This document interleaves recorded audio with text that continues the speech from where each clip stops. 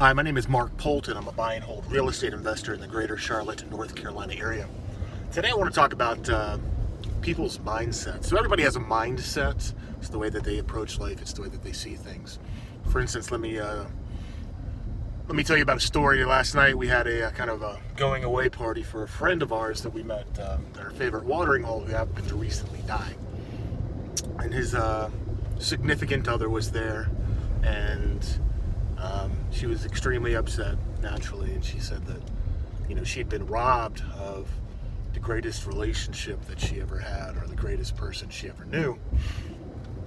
And I told her, well, that's true, but, you can also look at it that, you had a chance that most other people don't, which is to find somebody that, you could click with and have a meaningful relationship.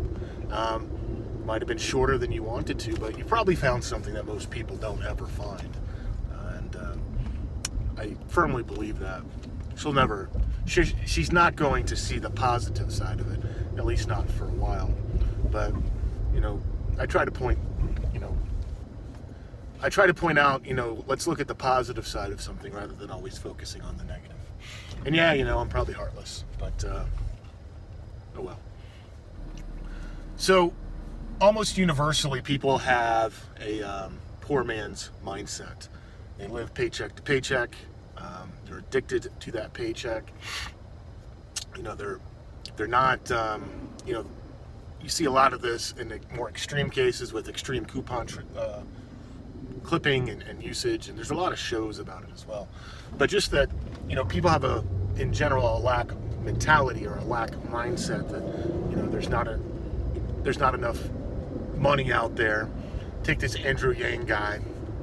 I made a video on him. It's my most popular video, which doesn't really speak much, but people want the $1,000 universal basic income because the commenters are saying this because of all the progress and prosperity out there.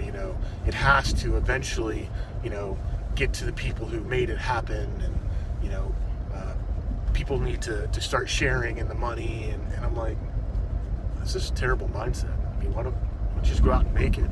I also asked this lady, what progress and prosperity did she do to help contribute to all this, since she said that, her and I guess the poor people who really want the UBI aren't getting paid or aren't benefiting enough from their prosperity and progress.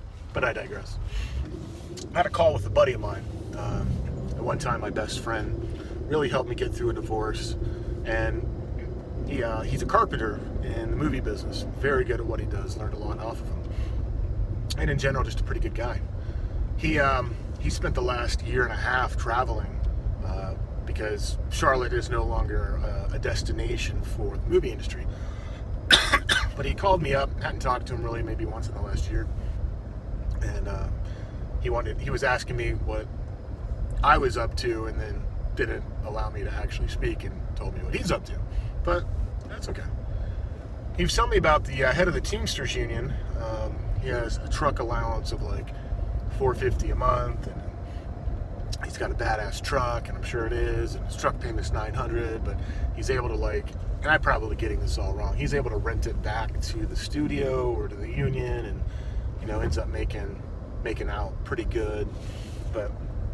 And he wants something like that, and I'm all about figuring out the rules and figuring out how you can use them to your advantage and stuff like that. But you could just tell, and he was also like, with a truck like that, you can rent it out and you can make $300, $400, $500 in just a couple hours, or and I'm like, that's true, I guess you could, but I would rather just buy a property and make $300, $400, $500 a month off of it and not have to really do anything. And then I'd rather get 10 of those and have $3,000, $4,000, $5,000 a month and not really have to do anything.